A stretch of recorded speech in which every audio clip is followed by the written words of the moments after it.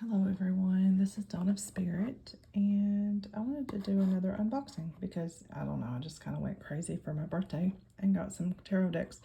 So I also bought this Universal Celtic Tarot, and I don't know, the box is kind of dark, so, but got some, the imagery on here, it's pretty, it's very vibrant, very colorful. It's based on the traditional tarot. Like the cards are the same as what you would find in traditional deck. So these are the back of the cards. So of course it has this. I don't know if you pronounce it correctly, but Triskelion, something like that.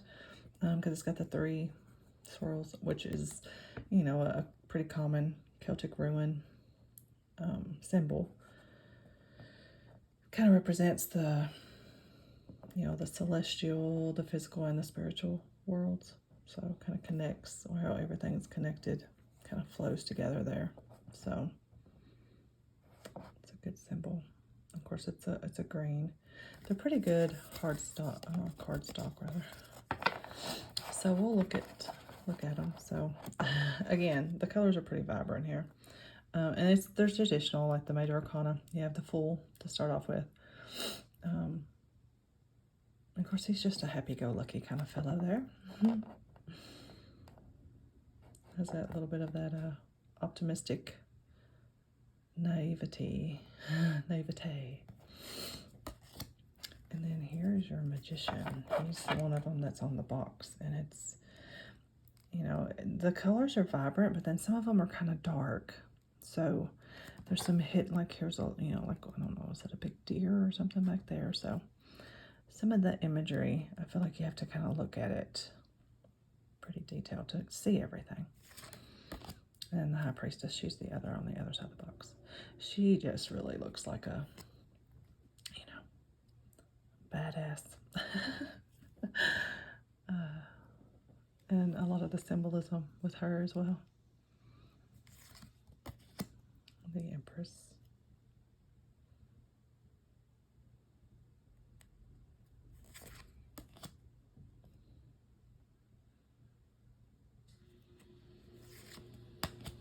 And here's the Hierophant, which, you know, that society tradition rules, which I thought it was interesting.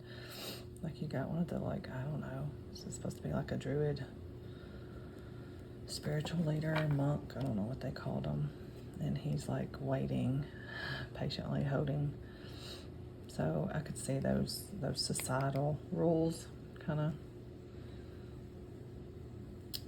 some of that traditional meaning that you get from the Hierophant, that consistency.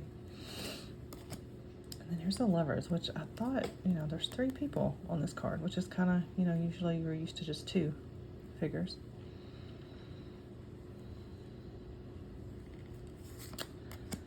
The Chariot, of course, you know,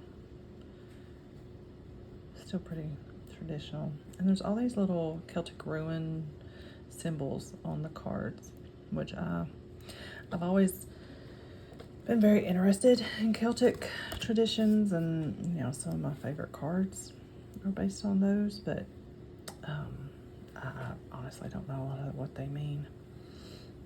Here's the Strength. And like right away when I see this, of course she's holding the bear. Like she's got a little chain around the neck, so she's tamed the bear. She's tamed that inner self, that inner strength. But then she's holding like an apple. And of course, all I can think about is, you know, you need to eat the apple.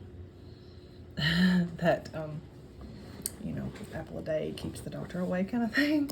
But that you need to nourish yourself. So like you're nourishing your inner strength with this card. And really focusing on that. Here's the Hermit. So a lot of the imagery is the same, you know, the lantern, the wheel.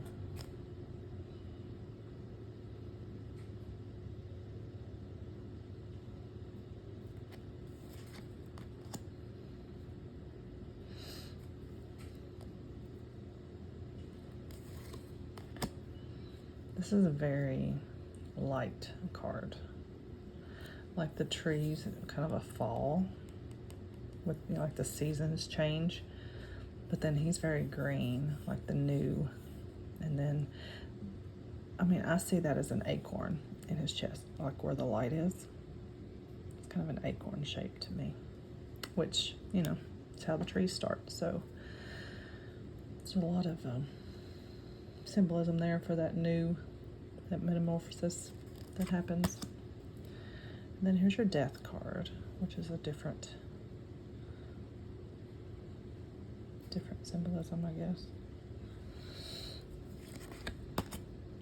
Temperance. So some of them are very dark and some of them are very light. And then here's the devil, which, and I've seen this card a few times when I played with them, and like the chain or whatever is like from his tongue, and then it's going down to like their, kind of like where their third eye would be. And it's, of course, the devil sometimes, you know, literally some of that addiction, those destructive patterns that we have, and giving away our power, like giving our power to someone else. But then, like with it going to the third eye, I think about how, you know, we can kind of control that. Like we can see, like if we use that to see the big picture and to break that pattern. I don't know. I just thought that was different. And here's the tower, and it's being struck and crumbling.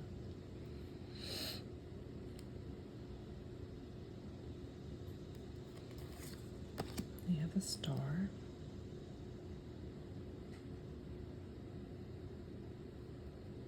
I feel like this is a very inner perspective card.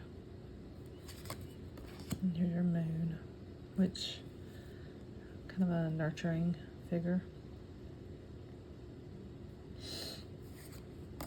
And then your sun.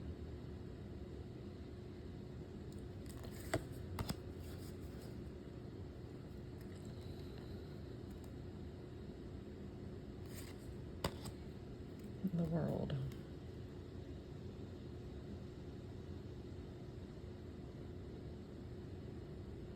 It's a lot of strength.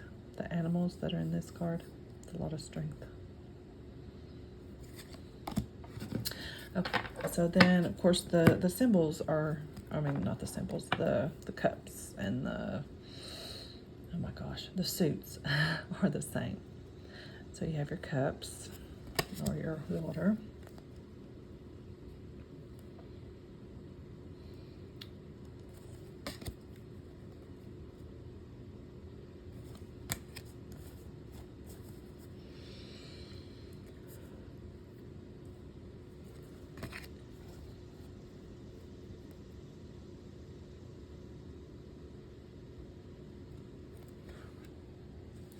So this one, like sometimes the Five of Cups, you think about, like a loss sometimes, like a challenge and a loss with the Five of Cups. But I find, you know, you've got the stairway and your cups. So you could say he's coming down the stairway, or is he looking to go up the stairs? So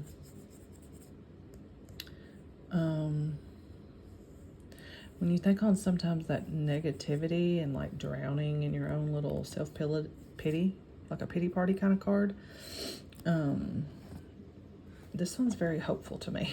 Like if you just turn around and look at the cups and go up to the light, you know, that it'll work itself out. So that's kind of some interesting imagery.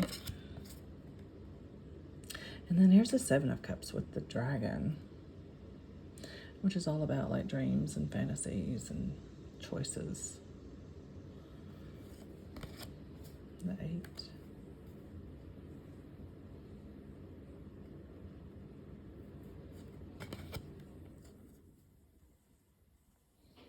It's a very pretty card. You know, sometimes the Nine of Cups is about that fulfillment, that self-satisfaction. Of course, she's obviously pregnant here. And then here's your Ten of Cups. Very happy. And then we have our page.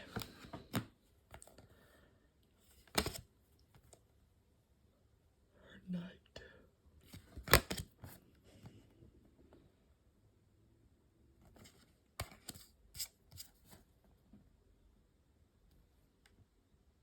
So those are our cups.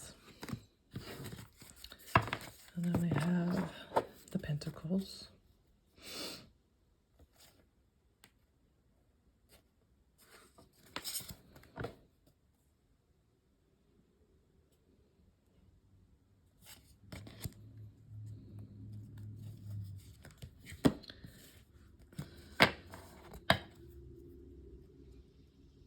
And like I feel like this one, you know, the Three of Pentacles, on the traditional tarot, like the Rider-Waite, you have the like the three monks that are working together, you know, collaborating, working together to build teamwork, and he's all by himself in this card, but he's obviously pulling in from outside of himself to do it. But I don't know, I guess I'm used to seeing more people. And this Four of Pentacles, where he's blindfolded. There's a couple of these pentacles where they're blindfolded, which is interesting.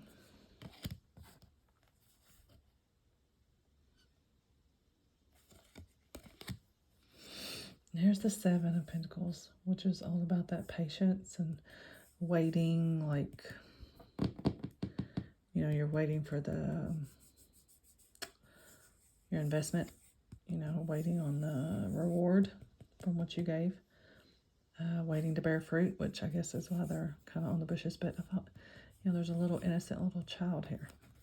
So that innocence.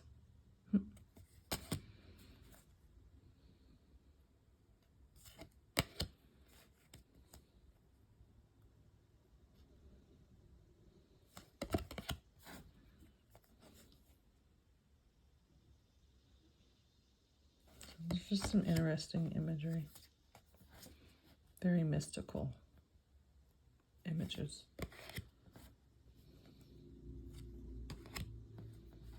The queens are all very subdued, I feel like, in this deck.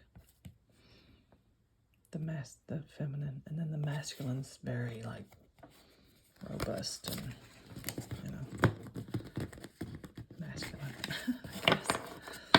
And then here's our wands, or our fire.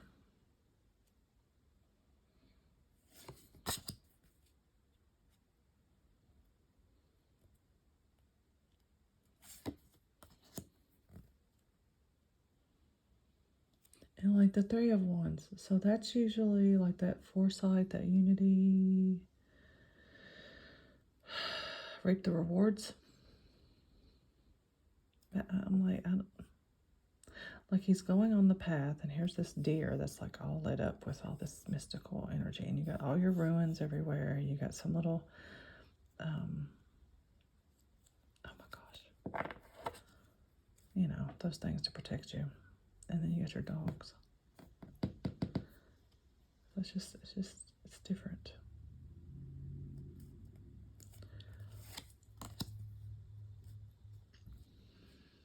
Of course, home. Yeah, finding your way home.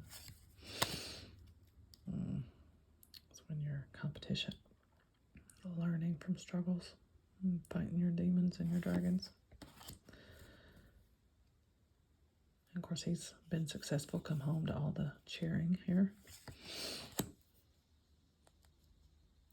And this is the Seven of Wands. So that's, you know, you're usually kind of defensive, kind of. Like stand your ground kind of thing. And of course, she's fighting all these little, I don't know what those are supposed to be, little trolls, little gremlin things. One of them's pulling her hair, and she's like obviously very upset, but she's fighting, you know, she's standing up for herself.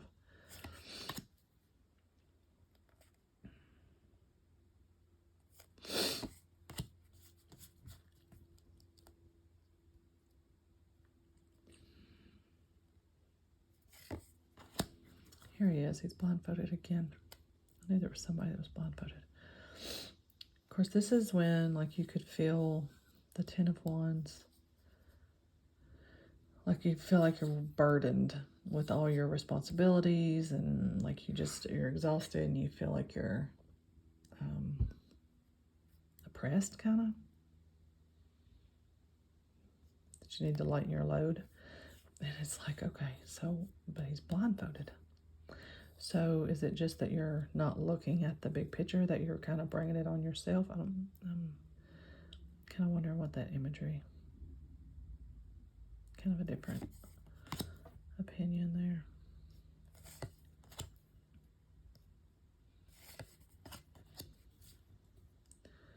Now she's probably the most expression of the queens.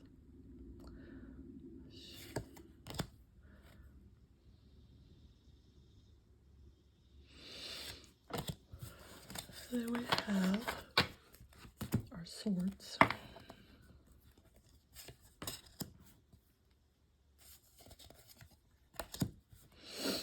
Here's our Three of Swords, which is usually the swords in the heart. Heartbreak, betrayal kind of thing. Pain. And I think Phyllis is interesting because he looks to have like a blood where his heart is. And then there's the Three Swords around, and she's very loving, very caring. But then he's kind of like he's tied down, like there's something holding him down. So that's a different imagery than you're used to in the Four of Swords.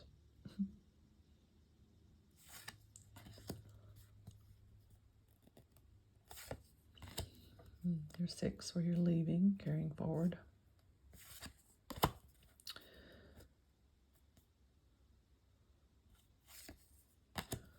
There's the Eight of Swords. And so this one's usually the one where they say like you feel powerless and stuck, like you're second guessing yourself. Maybe isolated, but like with this card, I mean, she's picked up the swords and she's ready to fight. And of course, some of the feathers have fallen off of the eagle, and you got the I don't know, I'm going to say those are eagle. Maybe they're owl feathers, but you got the owl behind you. So you have the seeing, but she's picking it up and going to fight. So that's which, in the traditional tarot, I mean, if she, she's got all these swords around her, she can unbind herself because she's usually bound. Well, obviously she did that. She broke free. This is that worry. Of course, you got all these little shadow figures that are probably putting all these thoughts in her head.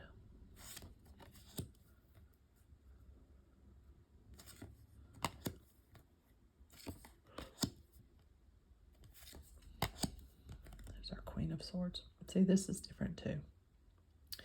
Because the Queen of Swords, I always think about how, like she has, in the traditional tarot, she has the one hand up holding the sword and the other one's kind of there like she's talking and she's like speaking the truth, like, listen here, this is how it's going to be. This one's very subdued, playing the harp, putting out this nice, gentle energy. And this is like, I know this is energy, but it's almost like it's frozen, like frozen around her, like ice. Which she can be very kind of cold and, speaks it into existence, very blunt. But this makes her feel a little softer than I usually think about the Queen of Swords being. And of course, here's our King.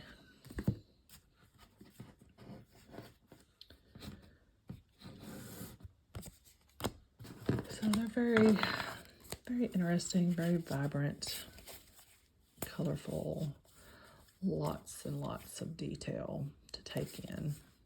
So it'll be interesting to see how these do for a reading as well. She's walking away, but she's at peace with it. Like she's just kind of nonchalantly walking away. She's done. She's good. So hopefully we'll get to do some readings with this Universal Celtic Tarot. So thank you for joining me for the unboxing.